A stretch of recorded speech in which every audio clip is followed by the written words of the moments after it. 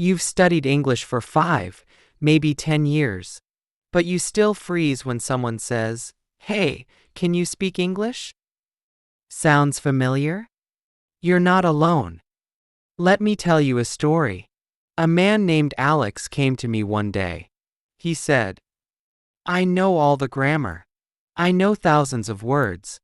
But when I speak, I feel like a child. I can't say anything right." And I looked at him and said, "It's not your grammar. It's not your vocabulary. It's your brain." You see, Alex had a strong English memory, but a weak English mind. He could remember rules, but not use them. He could read fast, but couldn't speak fast. He always translated in his head. And that translation? It was killing his fluency. In this video, I'm not just going to give you tips. I'm going to show you how to retrain your brain to think in English, and finally speak the way you always wanted. This will change the way you learn English forever. Let's start. Part 1.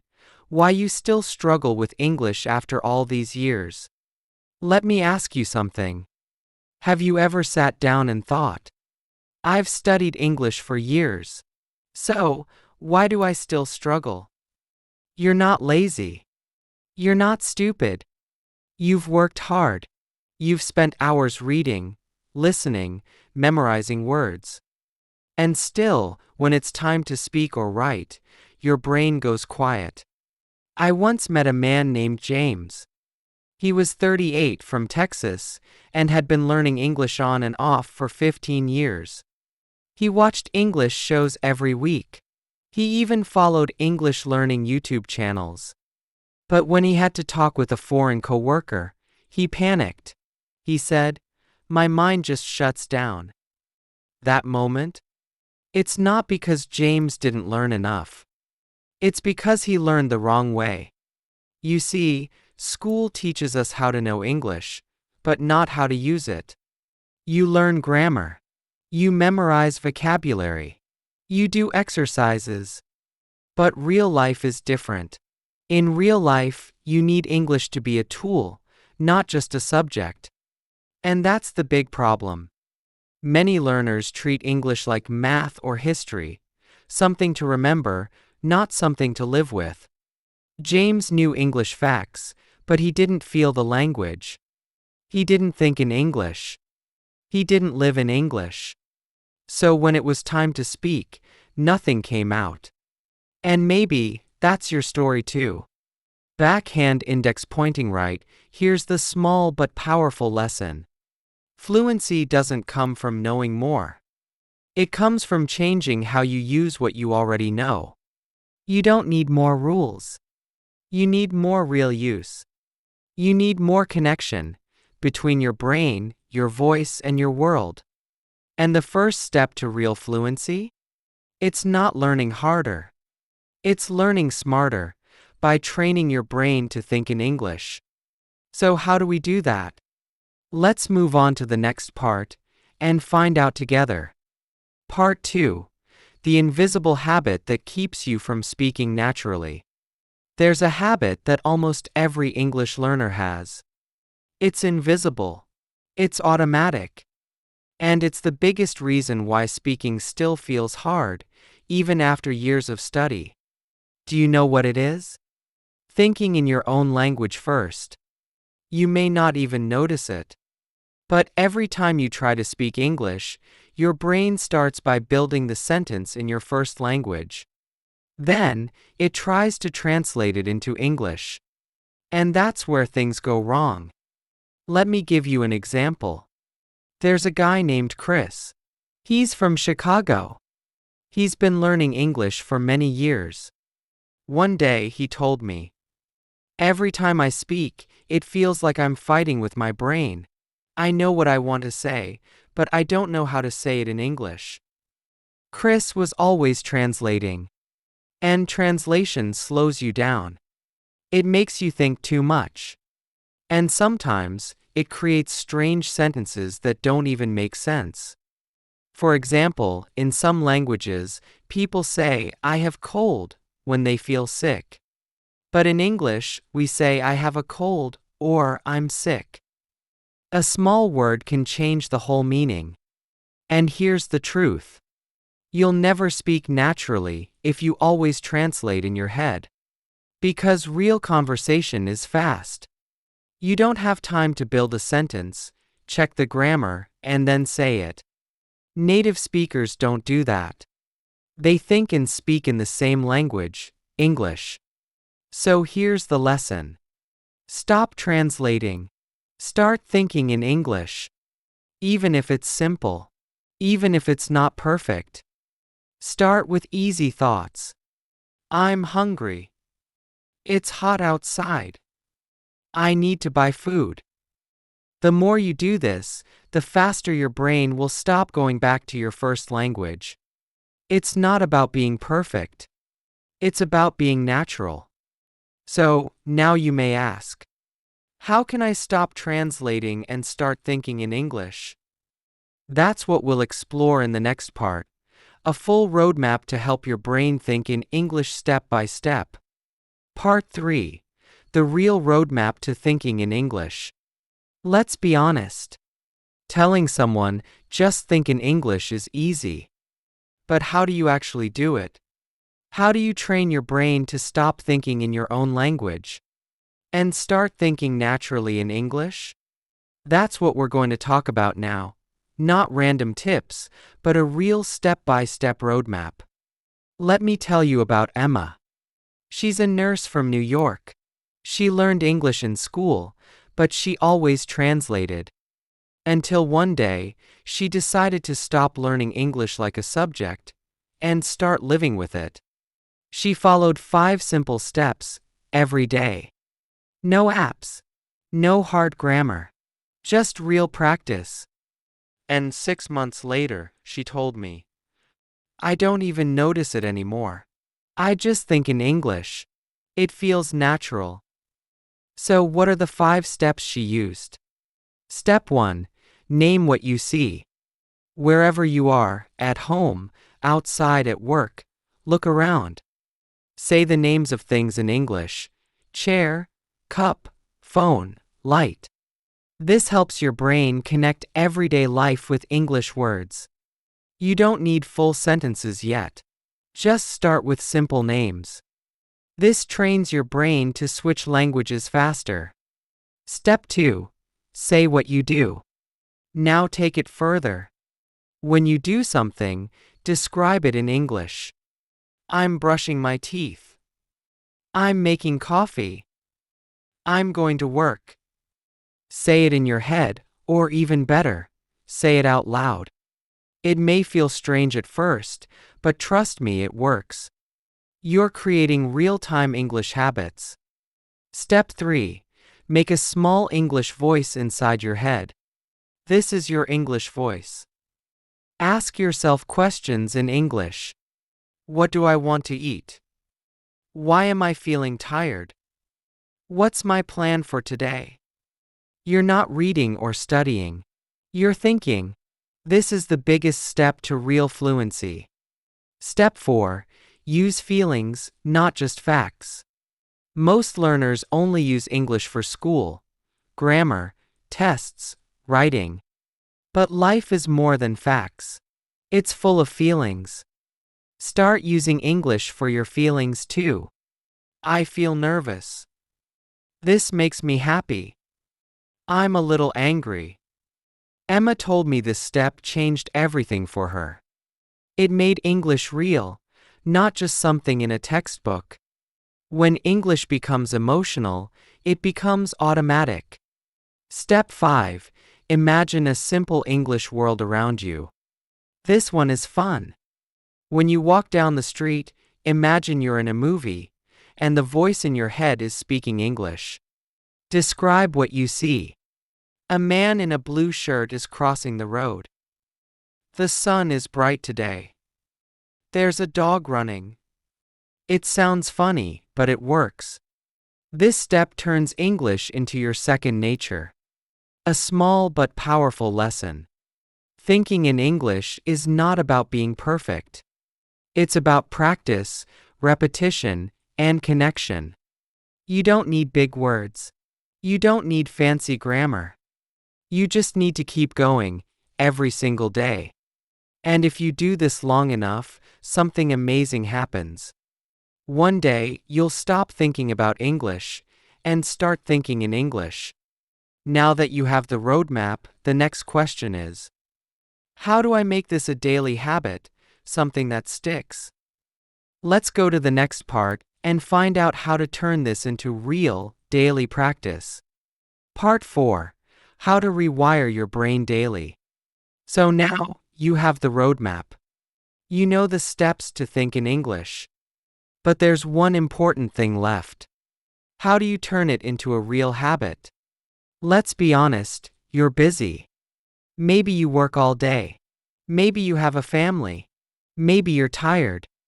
So how can you still train your brain every day without stress? Let me tell you about Daniel. He's 41, works full-time, and has 2 kids. He told me, I don't have time for long lessons. I need something short, something real. So we built a small daily routine, just 10 to 15 minutes a day. Nothing big, but powerful enough to change his brain. And after just 1 month, he said, I didn't think it would work. But now, English just comes faster. So today, I'll share the same daily exercises Daniel used. You can do them anywhere. No books. No grammar drills. Just life. Exercise 1. Morning thoughts in English. Right when you wake up, say 3 things in English. It can be very simple. Today is Monday. I feel tired. I need to go to work. This helps your brain start the day in English mode. You begin your day thinking the right way. Exercise 2. The no translation zone. 30 minutes. Pick any 30-minute part of your day. During this time, no translating allowed. Think only in English, even if the sentence is simple or broken. If you don't know a word, try to explain it in English. A thing I use to clean my teeth, for toothbrush.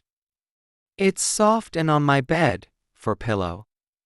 This helps you stop waiting for the perfect word and start using real language. Exercise 3. Talk to yourself out loud. When you're cooking, cleaning, or walking, talk to yourself in English. I'm washing the dishes. The water is hot. I need more soap. You don't need to be correct. You just need to keep speaking. This builds fluency through repetition, like talking to a friend. Exercise 4. Describe one scene a day. Choose one moment in your day. Describe it in English, out loud or in your head. For example, I'm sitting on a chair. The sun is coming through the window. I hear the sound of birds. It's like telling a short story, but about your real life. You train your brain to see the world in English. Exercise 5. Write a 3-line journal. At the end of the day, write 3 simple lines in English. Today was hot. I ate lunch with my friend. We talked about movies. No stress. No grammar rules. Just you and your thoughts, in English. This helps your brain remember the day in English words. A small lesson to remember. You don't need 3 hours a day. You just need a few small moments, used the right way.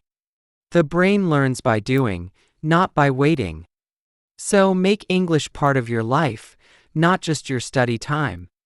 And if you repeat these simple exercises every day, something amazing happens. You stop trying to think in English. You just do it. So, how do you keep going when things get hard? When you feel tired, bored, or stuck? That's what we'll talk about next. How to stay motivated and keep moving forward, no matter what. Part 5. How to stay motivated when you feel stuck. Let's be honest, building a new habit isn't easy. Some days, you feel tired. Some days, you feel like you're not making progress. And some days, you just want to quit. That's normal. It happens to everyone, even people who speak English fluently today. Let me tell you about Mike. He's 36 and started learning English again after years of stopping. At first, he was excited. He practiced every day. But after 2 weeks, he felt stuck. He told me, "I feel like I'm saying the same things again and again. I don't feel smarter. I don't feel fluent." I said, "That's not failure. That's growth. You're not stuck, you're in the middle of building something." Because real progress is quiet. It doesn't always feel exciting. It's like going to the gym. You don't see the muscle on day one. But if you keep going, the change will come. So here are 3 simple ways to stay motivated, even when it gets hard. 1. Track small wins, not just big goals. Don't wait for a perfect conversation to feel successful. Celebrate the little things. You understood a sentence without translating. You spoke English in your head for 5 minutes. You remembered a word you learned last week. Write these wins down. They're proof you're growing. 2. Record yourself once a week. Mike didn't think he was improving. So I told him, record yourself reading a short paragraph. Then do it again 1 week later. He was shocked. His voice was clearer. His timing was better. He didn't feel the change, but he heard it. Recording helps you see what your brain can't feel. 3. Remind yourself why you started. On hard days, don't focus on the grammar or the mistakes. Go back to your reason. Why did you start learning English? Was it to get a better job? To talk with people from around the world? To watch movies without subtitles? To prove something to yourself? Write it down. Read it out loud. Feel it again. Because motivation doesn't come from outside. It comes from meaning. A small but powerful lesson. You're not failing if you feel stuck. You're building something that takes time. Growth is slow. But every time you show up, even when it's hard, you're winning. 1 step. 1 word. 1 sentence at a time. And remember, the goal isn't perfection. The goal is connection. Speak to express, not to impress. Use English to live, not just to learn. We've talked about thinking in English, breaking bad habits, building a real practice, and staying strong even on the hard days. If you've made it this far, I want to say this. You are not alone. You are already winning. Now take one thing from today, just one, and try it. Your brain will thank you. Your future self will thank you.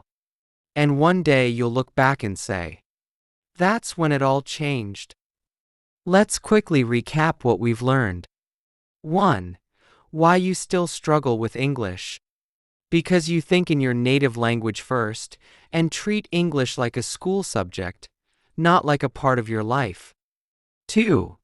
The hidden habit that slows you down. Translation. It keeps your brain stuck and stops real fluency. 3. The roadmap to thinking in English. Name what you see. Say what you do. Build your English voice. Use English for feelings. Create a world around you, all in English. 4. How to practice daily without stress. Just 10 to 15 minutes a day with simple exercises. Morning thoughts, no translation time, self-talk, describing a scene, and journaling. 5. How to stay motivated. Track your small wins. Record your voice. Remember why you started. Growth is slow, but it's real, and it's already happening. Lightbulb, here's how to apply it. Choose just 1 step from today, not all 5. Start small. Practice it today. Repeat it tomorrow. Write it down. Talk about it. Live it. The goal isn't to be perfect.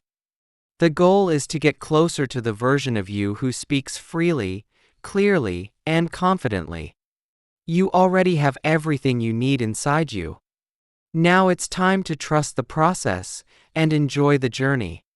Before you go, here's your final challenge. Backhand index pointing right. Pick one habit from today's video and do it for the next 3 days. No excuses. No pressure. Just practice. And then, come back and tell me. What changed? What felt easier? What surprised you? Backhand index pointing down. Drop your answer in the comments. I read every one. If you enjoyed this video, give it a like, share it with someone who needs this, and don't forget to subscribe. Because this channel is your home for real, simple English, made for real life. See you in the next one. And remember, you've got this.